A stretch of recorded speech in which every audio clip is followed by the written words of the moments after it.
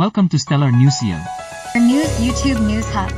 Stellar News PH, YouTube news channel. Subscribe now. Dito sa Stellar Network ay siguradong updated ka sa showbiz news at iba pa. Kaya kung first time mo dito ay mag-subscribe ka na. Isang nakakagulat at nakakatuwang eksena ang naganap kamakailan sa It's Showtime.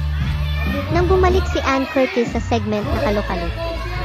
Ang naturang segment ay kilala sa mga contestant na nag-aala ng mga sikat na personalidad at sa pagkakataong ito, ipinakilala nila ang ikalo-kalikli ni Ann Curtis mula Mandaluyong. Maraming manonood ang nag-akala na isang contestant na kamukha ni Ann ang lalabas. Lahat ay nag-aabang sa harap ng stage habang natatakpan pa ang mukha ng tinutukoy na kalo-kalo. Mula sa mga co-hosts hanggang sa live audience, walang naghinala na isang malaking sorpresa ang naghihintay sa kanila.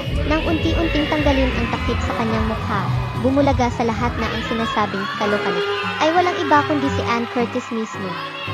Laking gulat ng lahat, mula sa mga hosts tulad ni Vice Ganda at Bong Navarro hanggang sa studio audience, nang matuklasan nilang hindi ito contestant, kundi si Ann mismo na nagbabalik para sa isang masayang twist.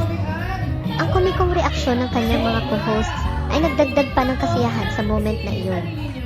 Isang nakakagulat at nakakatuwang eksena tapos ang kanyang sorpresa, si Ann ay nanatili sa set at nakisali pa sa mga tawanan at biruan sa programa.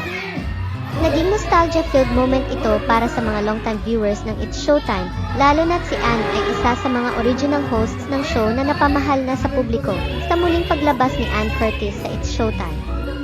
Lalo itong naging espesyal nang inintroduce siya bilang kalokalik niya mismo sa segment na Kalo-Kalo. Inaasahan ng lahat na may contestant na kamukha ni Ann ang lalabas, ngunit laking gulat ng audience nang matanggal ang takip at siya mismo ang nakatayo sa harap nila.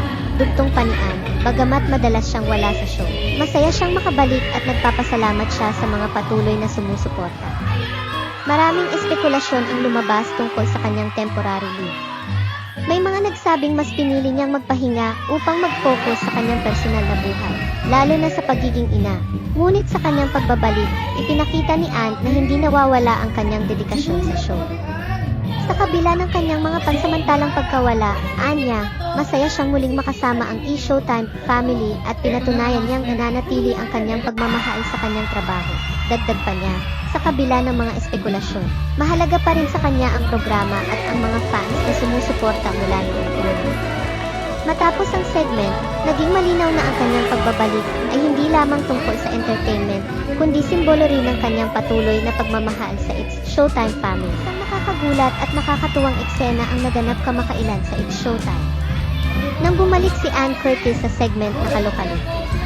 Ang naturang segment ay kilala sa mga contestant na nag-aala ng mga sikat na personalidad at sa pagkakataong ito, ipinakilala nila ang ikalo-kalikli ni Ann Curtis mula Mandaluyong. Maraming manonood ang nag-akala na isang contestant na kamukha ni Ann ang lalabas. Lahat ay nag-aabang sa harap ng stage habang natatakpan pa ang mukha ng tinutukoy na kalo-kalo. Mula sa mga co-hosts hanggang sa live audience, walang naghinala na isang malaking sorpresa ang naghihintay sa kanila. Nang unti-unting tanggalin ang takip sa kanyang mukha, bumulaga sa lahat na ang sinasabing kalo-kalo ay walang iba kundi si Ann Curtis mismo. Laking gulat ng lahat, mula sa mga hosts tulad ni Vice Ganda at Bong Navarro hanggang sa studio audience, nang matuklasan nilang hindi ito contestant, kundi si Ann mismo na nagbabalik para sa isang masayang twist. Ang komikong reaksyon ng kanyang mga co-hosts ay nagdagdag pa ng kasiyahan sa moment na iyon. Isang nakakagulat at nakakatuwang eksena tapos ang kanyang sorpresa, si Ann ay nanatili sa set at nakisali pa sa mga tawanan at biruan sa programa. Naging nostalgia-filled moment ito para sa mga long-time viewers ng It's Showtime, lalo na't si Ann ay isa sa mga original hosts ng show na napamahal na sa publiko sa muling paglabas ni Ann Curtis sa It's Showtime. Lalo itong naging espesyal nang inintroduce siya bilang kalokalik niya mismo sa segment na Kalo-Kalo. Inaasahan ng lahat na may contestant na kamukha ni Ann ang lalabas, ngunit laking gulat ng audience nang matanggal ang takip at siya mismo ang nakatayo sa harap nila. Dugtong pa ni Ann, bagamat madalas siyang wala sa show. Masaya siyang makabalik at nagpapasalamat siya sa mga patuloy na sumusuporta. Maraming espekulasyon ang lumabas tungkol sa kanyang temporary leave.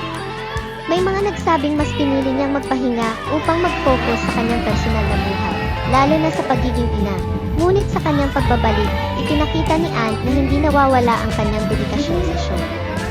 Sa kabila ng kanyang mga pansamantalang pagkawala, anya, masaya siyang muling makasama ang eShowtime family at pinatunayan niyang nananatili ang kanyang pagmamahal sa kanyang trabaho. Dagdag pa niya, sa kabila ng mga espekulasyon, mahalaga pa rin sa kanya ang programa at ang mga fans na sumusuporta mula noong una.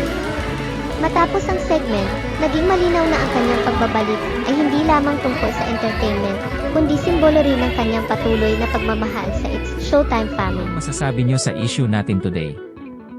This has been Angelo, hanggang sa susunod na balita.